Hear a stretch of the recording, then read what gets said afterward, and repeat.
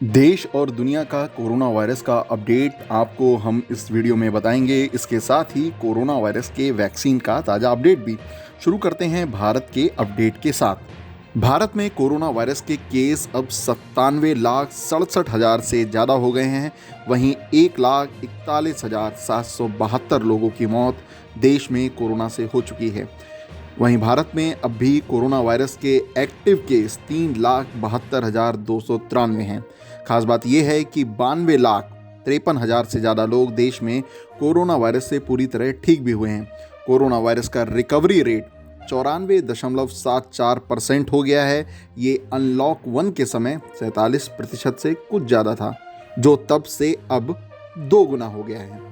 महाराष्ट्र, कर्नाटक और आंध्र प्रदेश में सबसे ज़्यादा कोरोना के केस देश में रिपोर्ट हुए हैं। वहीं केरल और पश्चिम बंगाल में कोरोना के मामले बढ़ गए हैं। राजधानी दिल्ली में फिलहाल कोरोना के मामलों में पहले की तुलना में राहत देखने को मिली है। दिल्ली के स्वास्थ्य मंत्री सत्येंद्र जैन ने कहा कि राजधानी का पॉजिटिविटी रेट घटा है। दिल्ली में कल 2463 पॉजिटिव केसेज आए। पॉजिटिविटी 3.42 थी। पिछले लगातार 7 दिन से पॉजिटिविटी जो है 5% या उससे कम है। कल जो डेथ थी 50 थी और पिछले लगभग 1 महीने से ज़्यादा 1 नवंबर से लेकर अभी तक 40 दिन में ये सबसे कम रहा है। जो आरटीपीसीआर की पॉजिटिविटी है वो भी काफ़ी कम हो गई है, 6-6.5% पे आ गई, जो कि 30% पे होती थी। और ओवरऑल पॉजिटिविटी जो 15.26% थी 7 नवंबर को, वो भी घटते हुए 3% के आसपास आ गई है। लगभग 80% से ज़्यादा पॉजिटिविटी में कमी आई है।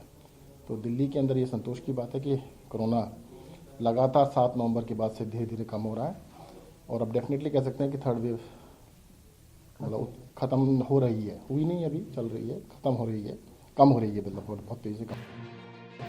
वहीं सत्येंद्र जैन ने यह भी कहा कि देश में जितने कोरोना मरीजों के लिए बेड दिल्ली में खाली हैं, उतने देश में कहीं और नहीं हैं। दिल्ली में 18,800 बेड हैं हमारे पास, जिसमें से 13,000 से भी ज़्यादा बेड अवेलेबल हैं, वैकेंट हैं। देश के अंदर किसी शहर के अंदर जितने हमारे पास वैकेंट बेड हैं उतने बेड किसी शहर में नहीं है। मतलब बहुत बड़ी संख्या में अवेलेबल हैं। परंतु आईसीयू बेड्स में देखिएगा इमरजेंसी होती है। अगर इमरजेंसी में आदमी लेके जाए तब पता लगे आईसीयू नहीं है तो बहुत दिक्कत वाली बात है। तो उसको रिव्यू किया जाएगा तब। इसी बीच देश में कोरोना के अब तक 15 करोड़ से ज़्यादा टेस्ट हो चुके हैं। 9 दिसंबर को 9,22,000 कोविड सैंपल की जांच हुई।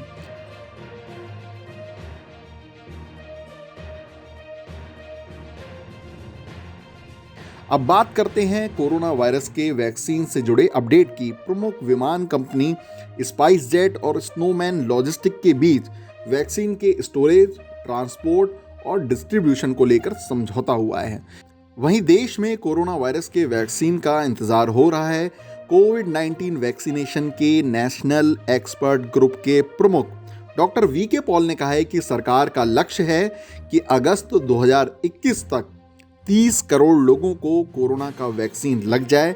ये कुल मिलाकर एक बड़ी खबर है। इससे पहले देश में 3 वैक्सीन कंपनियों ने कोरोना के टीके की इमरजेंसी उपयोग की अनुमति मांगी थी, जिनमें Pfizer, serum institute of India और भारत बायोटेक शामिल हैं। फाइजर वैक्सीन को अब अमेरिका में जल्द अनुमति मिल सकती है। फाइजर के कोरोना वायरस वैक्सीन को कनाडा ने मंजूरी दे दी है। कनाडा में इस महीने 2,49,000 वैक्सीन की डोज मिलेंगी। वहीं मार्च तक 40 लाख वैक्सीन की डोज कनाडा में उपलब्ध हो जाएंगी। ब्रिटेन में फाइजर की कोरोना वायरस वैक्सीन लगने से 2 लोगों को एलर्जी की दिक्कत हुई है, जिसके बाद नेशनल हेल्थ सर्विस को चेतावनी जारी करनी पड़ी।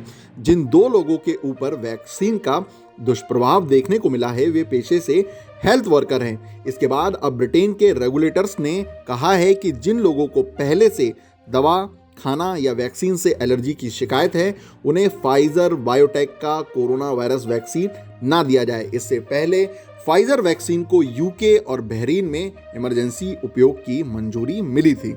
वहीं यूएन महासचिव एंटोनियो गुटेरेस ने कहा है कि वैक्सीन नेशनलिज्म तेजी से आगे बढ़ रहा है। ऐसे में दुनिया के गरीब मुल्क भी इस ओर देख रहे हैं। उन्होंने कहा कि कोरोना वायरस का वैक्सीन सभी के लिए उपलब्ध होना चाहिए, खास तौर पर अफ्रीका में।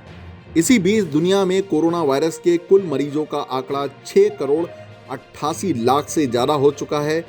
वहीं 15 लाख 67 हजार से ज़्यादा लोग इस वायरस से अपनी जान गंवा चुके हैं।